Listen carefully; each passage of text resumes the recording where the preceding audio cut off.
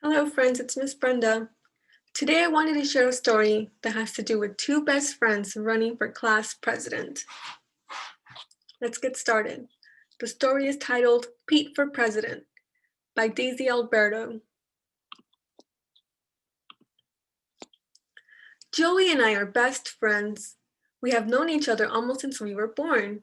We've always done everything together. Sort of. When we were babies, Joey crawled first, but I crawled faster. Joey walked first, but I walked farther. Joey talked first, but I talked louder. Now we are in the third grade.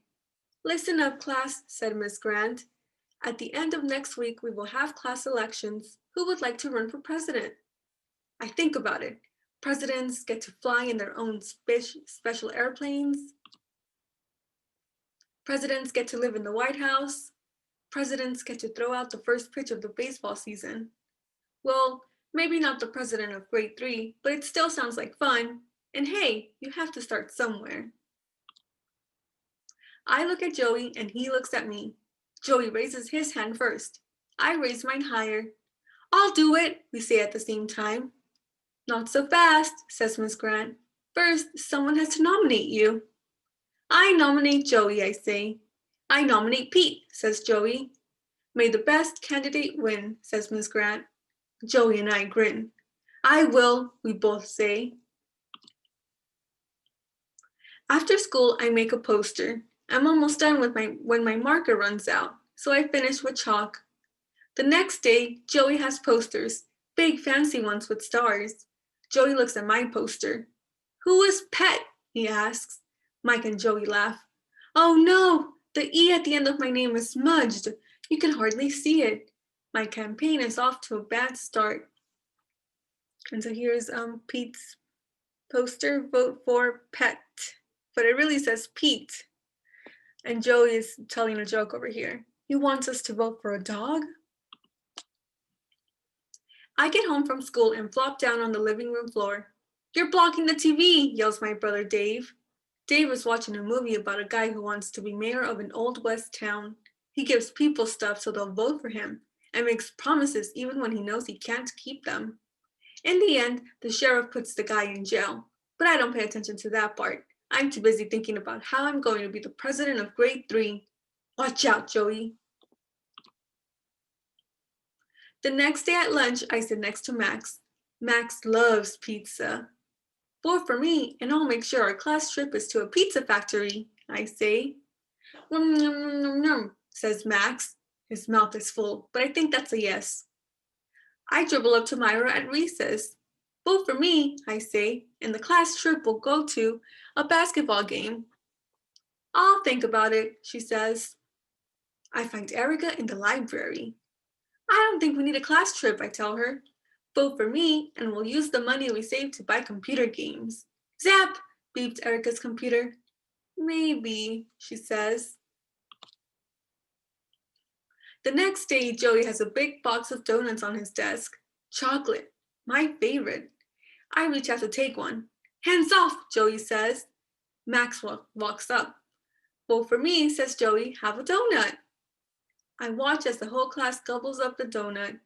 That's not a balanced breakfast, I grumble. No one pays attention. Joey gives me a chocolatey smile. Uh-oh, I have a feeling he may have seen that movie too. The next morning, I hang up a new poster. It has a picture of Joey on a kangaroo's body. Mike laughs when he sees it. Vote for me and you can be class monitor, I tell him. Great, Mike says. Joey goes home for lunch. When he comes back, he has a new poster. It's a picture of me from last Halloween. I'm dressed as a clown. Hey, I say, not fair. You started it, says Joey. No name calling, says Miss Grant. She makes us take down the posters. And so here we have the poster that Joey made, and it says, don't vote for this clown. For the rest of the day, Joey doesn't talk to me, and I don't talk to Joey. Remember, says Miss Grant, just before the bell rings, the debate is tomorrow.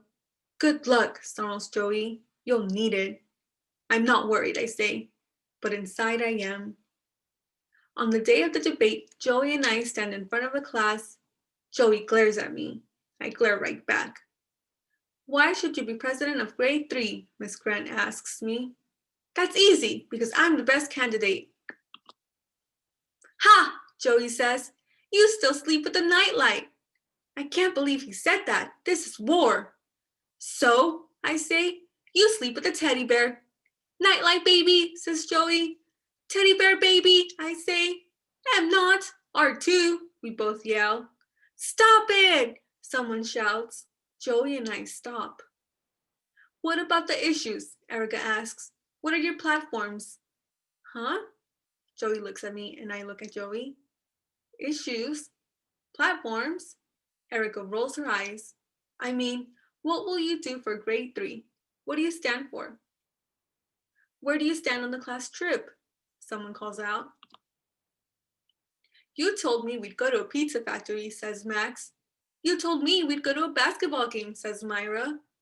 If I were president, says Erica, I'd let everyone vote on the class trip, and I'd work for better food in the cafeteria, and no tests on Friday.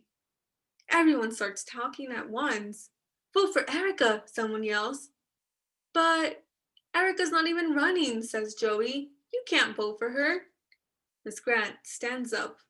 Actually, they can, she says. She could be a write-in candidate. Oops, Joey and I didn't know that. And so right here we have the class saying, vote for Erica. Yeah, Erica. The next day is the election. When it's time to vote, I check my name. Then I cross it out. I write Erica on the ballot instead. Miss Grant counts the votes. Erica's the new president of grade 3. So Joey got 0 votes, Pete got 0 votes, and Erica got 20 votes. Joey and I take down our posters. It's nice to be doing something together again. Erica will be a good president, Joey says. Yeah, I say. The best person won. Joey and I ride our bikes home after school. Friends, says Joey. Friends, I say. Joey grins first, but I grin wider. I know we're both thinking the same thing. There's always next year. And so here you see them daydreaming, where they're both running for 4th grade president now. So hopefully this time around, while they're running for 4th grade, they can be a little bit more respectful towards one another. All right, friends.